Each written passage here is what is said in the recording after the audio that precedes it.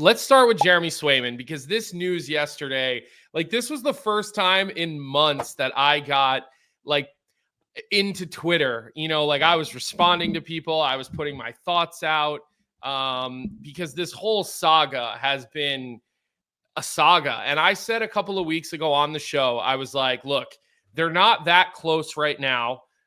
They are still talking amicably.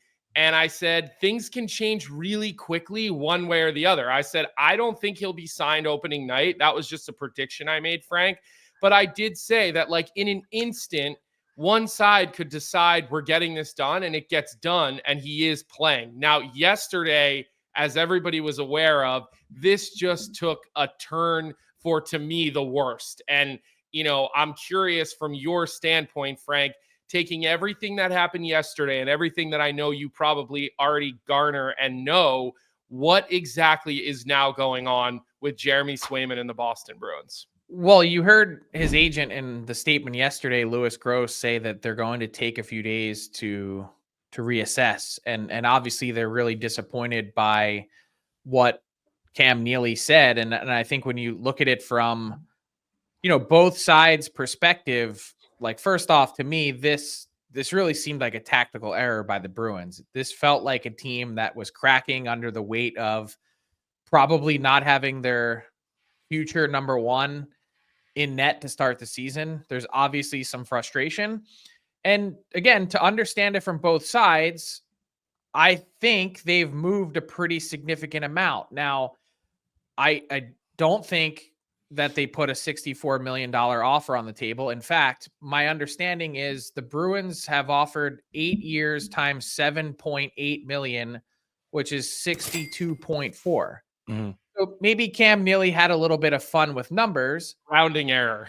Yeah. And look, again, 1.6 million, I guess in the grand scheme of the deal, may not seem like all that much, but still $1.6 million is where they were off. And so if you want to back up for a second, I've been saying for weeks and or months that I think the Swayman camp has been asking for something in the neighborhood of 8 times $8.5 million, which is 68 million. And the Bruins were somewhere closer to 6.5. So the Bruins have gone from 6.5 to 7.8. They feel like they've moved a lot, and they probably feel like, and some of this is spitballing, me putting words in the mouth of the Bruins. They probably feel like, hey, we've moved a ton. Now it's your turn. And the fact that hasn't happened probably and apparently has them frustrated. Now, from the Swayman camp perspective, mm-hmm. I totally understand what they're feeling today, which is, wait a second, you're now attempting to bully my player and your player into signing a deal. You're attempting to change the marketplace's viewpoint of him, make him out to be greedy and selfish, and you're attempting to vilify this player publicly. If anything, and it's kind of sad because I enjoy the discourse and the back and forth, but this is an exact reminder of why NHL teams do not negotiate in public. Yeah. It happens from time to time in other sports. It's a pretty rare item in terms of the NHL. And so you now have both sides taking a step back today to reassess. And here's, you said take a turn for the worse. Here's my actual perspective on this. At this point, at least it seems like the bridge has actually been gulfed, or the gulf has been bridged, I should say, and that they will eventually get a deal done, even though it feels today like they're far apart. Well, even with that, Frank, Boston only has 8.5 million in cap space right now. So how much higher can this offer even go? That's what I'm confused about. Well, they'd have to obviously make some roster considerations, but look, but until they do that, can they even get a deal done? They can get a deal done. You make the roster move after the fact. You waive a player, whatever you need to do to get your number one goalie. Yeah, mm-hmm. I think if you need to sacrifice a fourth line winger to do it, you find a way. Mm-hmm. Well, go ahead. Well, and what doesn't, and look, I think, from everything you're saying makes complete and total sense. And I actually was saying this yesterday, as like people are saying, oh, well, why do you believe the agent rather than believing the Bruins? Well, because again, I don't think Cam Neely got up there and lied. Cam Neely is a fiery guy, right? Like, I was in that organization. I've dealt with Cam. I've been around him. He's a very fiery guy. If you ever watch a Bruins telecast, especially in the playoffs, and this team isn't playing well, you see Cam Neely throwing things in the suite, acting very, very emotionally. And it's actually the complete opposite of how Don Sweeney does things. Now, look, Sweeney still sat up there at that press conference and partook in it. But what I don't even understand, Frank, is like, you're still a week away from opening night and you're naming Jonas Korpisalo the starting goalie for opening night. Like, I think that flew right over everyone's head yesterday. If Jeremy Swayman decided last night at midnight he would sign their offer, you can't tell me he wouldn't be starting on opening night. That, to me, is such a PR move by Jim Montgomery. And they made a decision as a group. It was a coordinated attack yesterday. That's what I'm saying. They made a decision. Okay. And to be totally honest and candid, even if Jeremy Swayman signed today, I still don't think there's enough time to ramp up to have him start game one against the Panthers for their banner raising 1 week from tonight.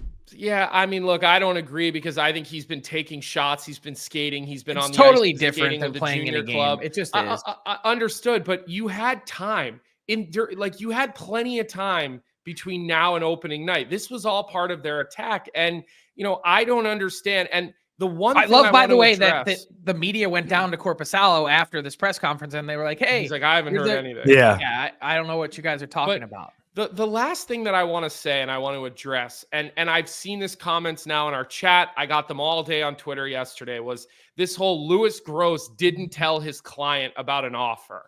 That is the most, tell me you have no idea how this works without telling me you have no idea how this works, okay? That is not the case whatsoever.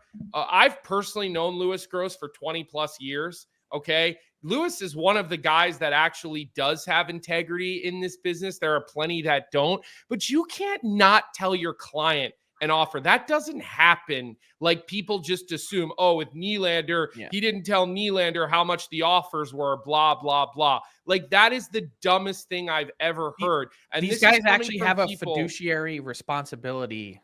You'll lose your license within the NHLPA if you do something like that. And again, I have personal experience. I do. Louis and my agents were partners.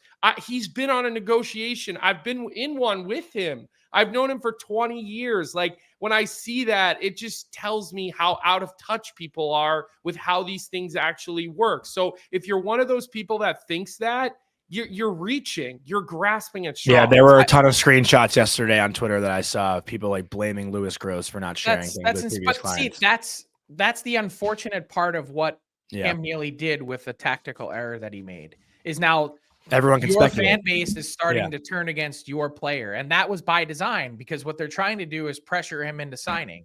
Again, they feel like they moved. They have, but only to a certain extent, and that's not 68 minus 62.4 is still a pretty sizable gulf. Like, I don't know about you guys, but I'm not leaving $5.6 million on the table just because the Bruins want to make me look like a bad guy. Mm-hmm. It's still $5.6 million. And by the way, there's still an Igor Shesterkin deal that might materialize before opening night that then could potentially paint this negotiation in a totally different light, because it might reset the market. But taking a step back and looking at this holistically, I think Don Sweeney has played it correctly. I think his even though he did show that he was flustered a little bit at the opening of training camp, by going after the Spit and Chicklets guys, but he framed it the right way, which was, hey, I'm confident that we'll get this guy signed before December 1st. And then you take a step back and you go, December 1st, that's like forever away. What do you mean we're not going to have this guy signed by December 1st? And you plant the seed of doubt in the Swayman camp's mind publicly that, hey, they're going to play hardball here. They're going to have you sit out all the way until December 1st if that's what needs be to get a deal done. But when I look at this from a holistic viewpoint, 30,000 feet, the biggest mistake that the Boston Bruins made was not, some would say it's not getting a deal done before the Ullmark trade. I would say it's actually not taking Jeremy Swayman to arbitration. Because all arbitration does is set a deadline to get a deal done. Which is how these people operate, only on deadlines. And that's what they needed, was really, I know they went through the arbitration process previously 1 year ago. I think the player didn't love it. And the player was actually the one who had elected, if I'm remembering correctly, to take the Bruins to arb to produce a deal. This time around, it's not, hey, Jeremy Swayman, we want to take you to arbitration because we want to grind you out on a 1 year deal or a 2 year deal. What we're trying to do is just set a 2-week deadline to get a deal done so that we can head into training camp with our team fully intact. And that to me was the big mistake. They just compounded the error this time around by cracking at a press conference on Monday.